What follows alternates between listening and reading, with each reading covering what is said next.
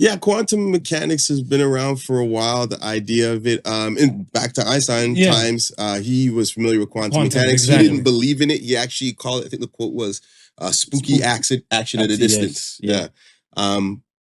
Man, and I'm a huge outside technology and anime and shit. I'm huge on space.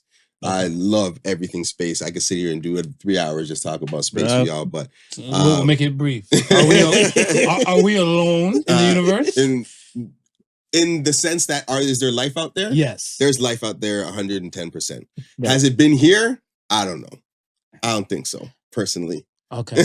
Personally. Okay. I do have a theory about what we see. If there are any aliens that come, remember the Greys? Yeah. Aliens, which are the big eyes, and they're all gray and short, and they all had a similar look to talk about. I think that those are... The ones in Vegas was bigger, though. Yeah. They were bigger. That Vegas was, I was like... They about tall as me. I don't know about them boys yet. Yeah.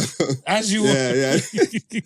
I think those are like bio-cyborgs sent from a civilization that could do the million years travel or whatever. But the thing is, by the time they get here, it's been so long, they start fucking up. That's why they start crashing and getting out and wobbling around. Like, yo, bro, it's been like, I've been drunk for like years and getting out driving and crashing. I can't argue with that logic. Get out and like, that's why they're all like... I can agree with that. I can't argue with that logic. For some reason, I can't, you're right. I can't argue with that. Yeah. Seems legit to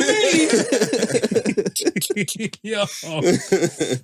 Yeah, man. So, I mean, but there's a famous equation called the Drake equation that takes a look at all the stars and galaxies out there and then multiplies the probability that there's life out there. And there's almost guaranteed to be life or was life out there before. So no, I think from when I heard the word about like there's multiple suns, like we have like the smallest sun and stuff because like there's like red giants and everything out there. Right. I looked at them like, yeah, we might be in just the solar system and stuff because where we are and stuff in the sun. But I'm like, if there's multiple suns out there, who's to say that's not being replicated and stuff elsewhere and stuff, right? It definitely is. And we have like irrefutable evidence of that. We see that with the telescope, newest one launched called the James Webb Telescope. Yeah. It's the stuff that we're finding out with it is gonna like change because like there's all this like different things happening at the same time in our world, right? It's like technology's going crazy. Understanding the universe. It's a lot. It's a lot crashing together. But they recently discovered that they're probably wrong about the Big Bang because they're seeing things that they shouldn't see if the Big Bang is. And that's the basic thing I started learning about space and stuff. And they're like, well, that could actually be wrong. So it's pretty nuts what they're seeing out there. But yeah, so one of my favorite science facts is talking about the sun. The way the sun works is the gravity pushes atoms together, and in that explosion, that's how you get energy. It's nuclear fusion. Right. So it combines atoms together, and as atoms turn into molecules and get more complicated, it hits iron. Once it hit iron, it can't force it in together, and that's when you get your supernova, and it blows it across the universe.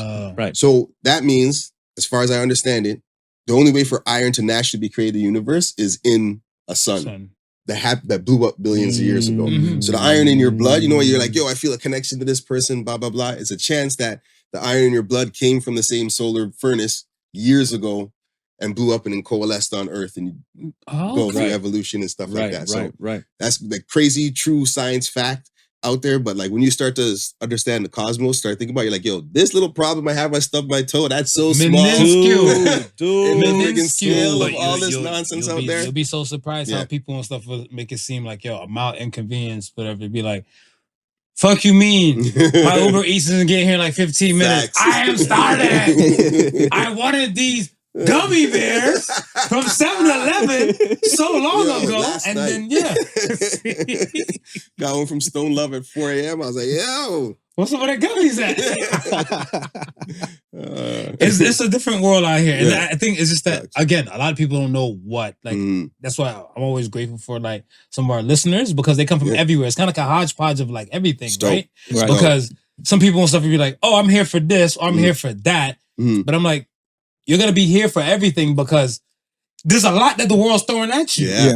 So it's kind of like, you might think like, oh, this is something I might not need and stuff, whatever. Eventually you'll come back and be like, I heard this quantum word was being thrown around on a podcast somewhere. And then some things tend to lock in. And again, like you said, with the whole nuclear fission and everything, that is always constant. Because that is even the key into these nukes that they're dropping in. So it's kind of like circle of life. Everything.